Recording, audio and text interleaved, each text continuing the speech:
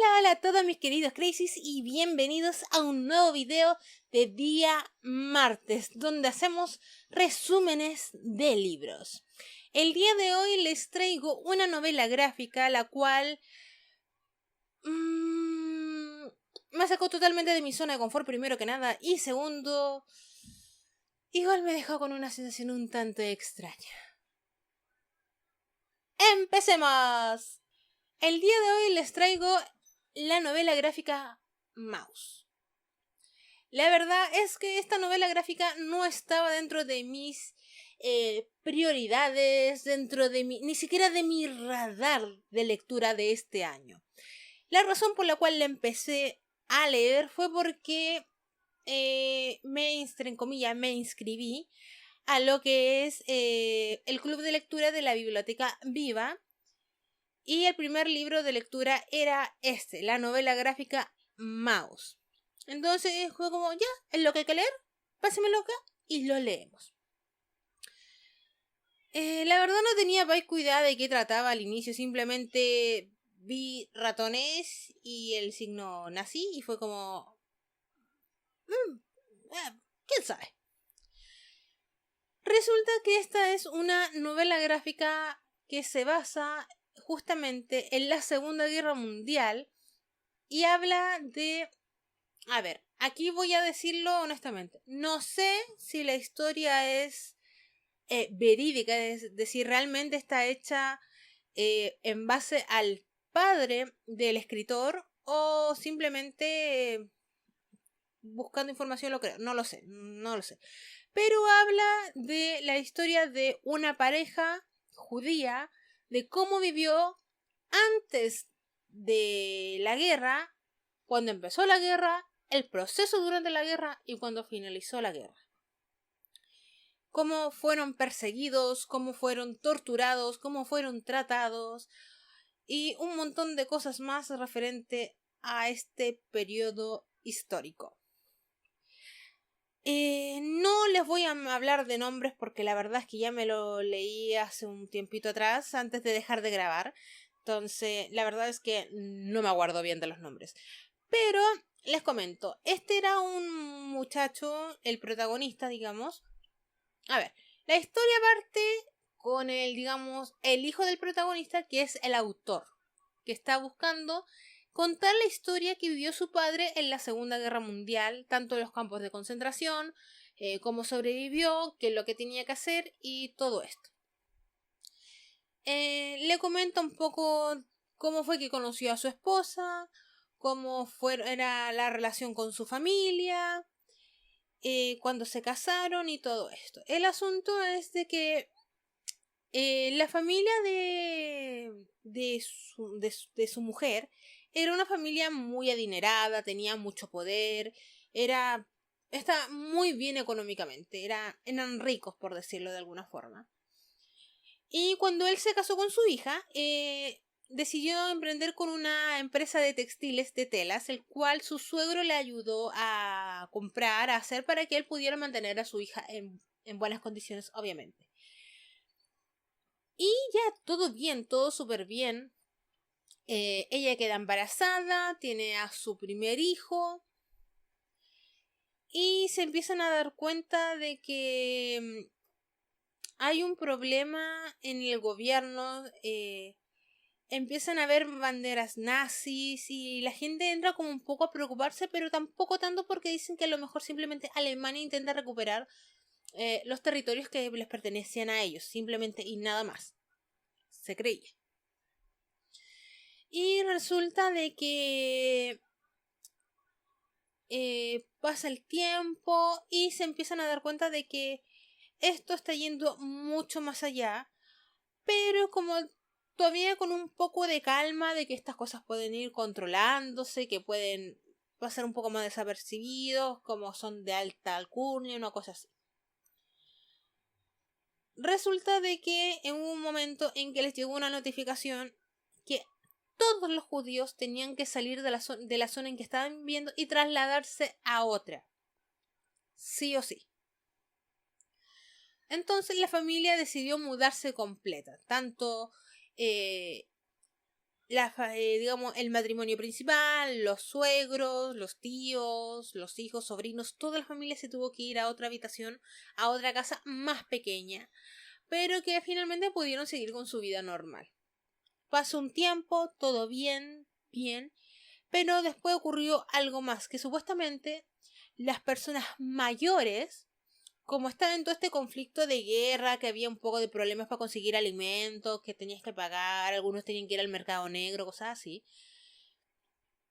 les dijeron a las personas mayores que lo iban a llevar a un asilo donde iban a estar bien atendidos, cómodamente, no iban a pasar hambre, no iban a pasar frío y no iban a tener las preocupaciones, digamos, de estar viviendo ese estrés con la familia. El asunto es que la familia no quiso entregarlos, prefirió ocultarlos porque no confiaban en ello. Y resulta que lograron ocultarlo por un par de meses, finalmente los terminaron descubriendo y para evitar que la familia entera se la llevaran, tuvieron que entregar a los abuelos. Lo cual para todo el mundo era obvio lo que iba a ocurrir, que los abuelos lo iban a terminar asesinando. Fue un golpe sumamente duro para todo el mundo, en la familia. Bueno, en general para todo el mundo tengo que ser sumamente duro, pero basándonos en la familia fue duro para ellos, fue difícil. Después con el tiempo, todos los que eran empresas de judíos se las quitaron y se las entregaron a polacos o a alemanes. Y por ende la fábrica de textiles que tenían la perdieron totalmente y nuevamente le solicitaron cambiarse de ciudad a otra ciudad. El asunto es que los nazis empezaron a matar a cualquier judío que pasaran. No se les permitía trabajar a menos que tuvieran un permiso especial. No eran considerados ciudadanos, por ende perdían todos sus derechos de propiedad, de todo.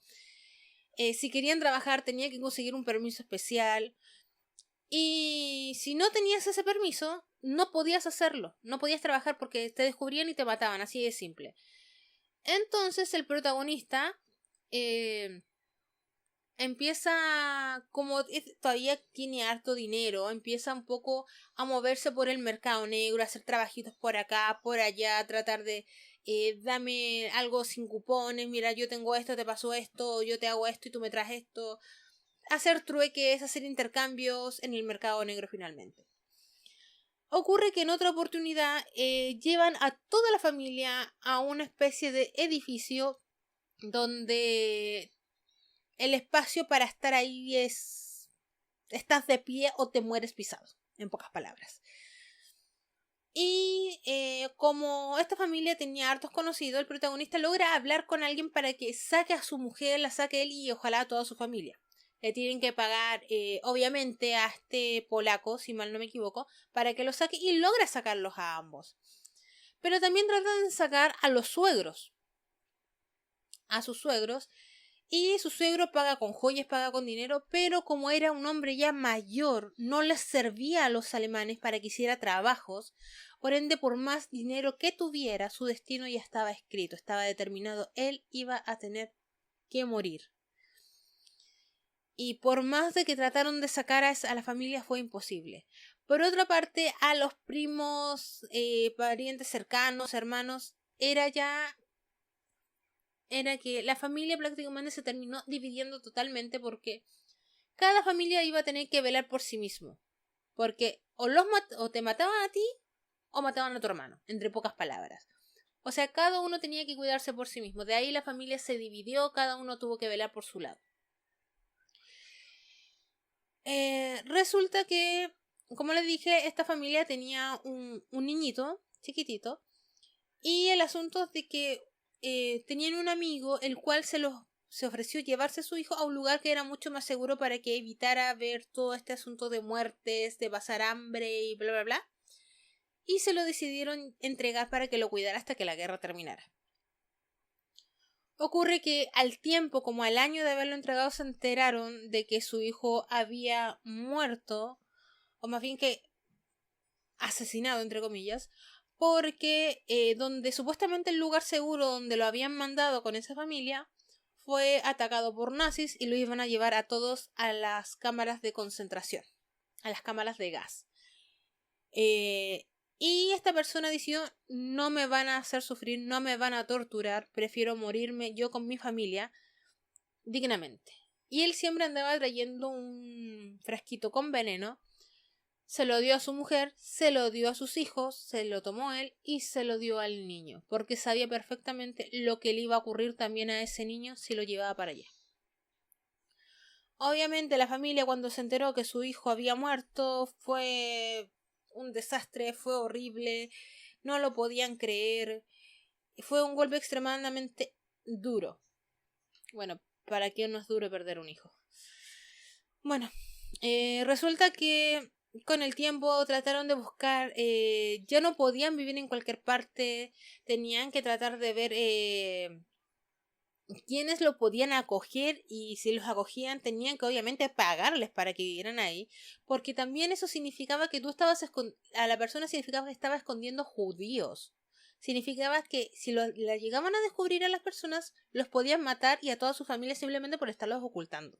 Así de simple. Entonces, era mucho riesgo. Pero había gente que estaba dispuesta a hacerlo.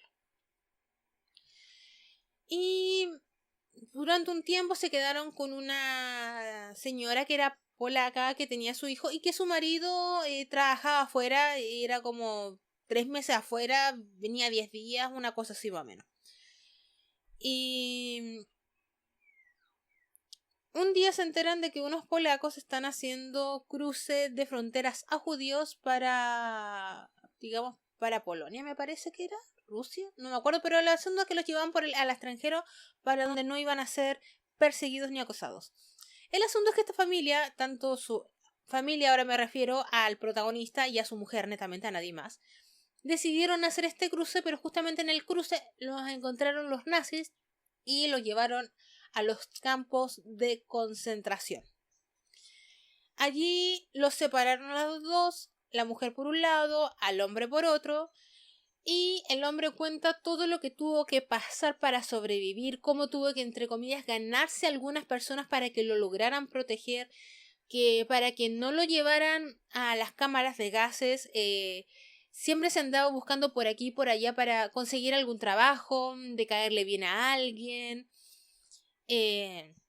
Era un ser del cual trataba siempre de guardar la mayor cantidad de comida. Por ejemplo, a veces llegaban cajas de alimentos de algún familiar, de algún amigo, y te daban, mira, toma, quédate con este chocolate, y él, en vez de comérselo por hambre, prefería guardarlo para cuando supiera que no iba a tener nada de comer. Hablaba de que las comidas eran 2 veces, 1 o 2 veces en el día, que era sopa con un pan duro y agua, que muchos de los judíos terminaban muriendo lentamente por el hambre y por el exceso de trabajo.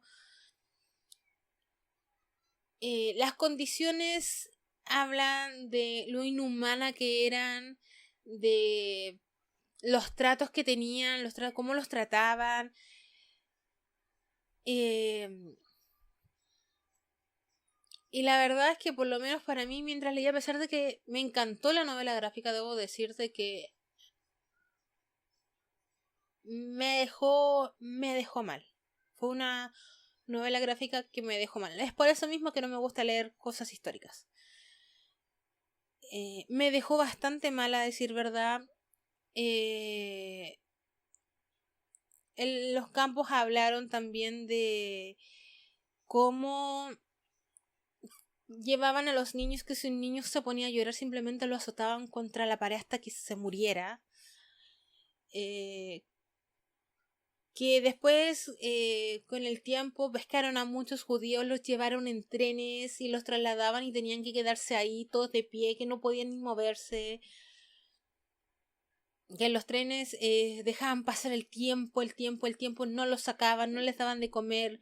Las personas iban muriendo ahí mismo, de repente abrían los vagones, porque eran vagones de carga, y le decían saca a los muertos y pum, puerta cerrada de nuevo. Y después te decían, por ejemplo, si querías comer, cuando estando en los vagones, si querías comer tu ropa tenía que estar impecable, no tenía que estar sucia y no tenías que tener piojos. Si tenías piojos, no comías. Así de simple. Y no tener piojos en ese momento era algo imposible prácticamente.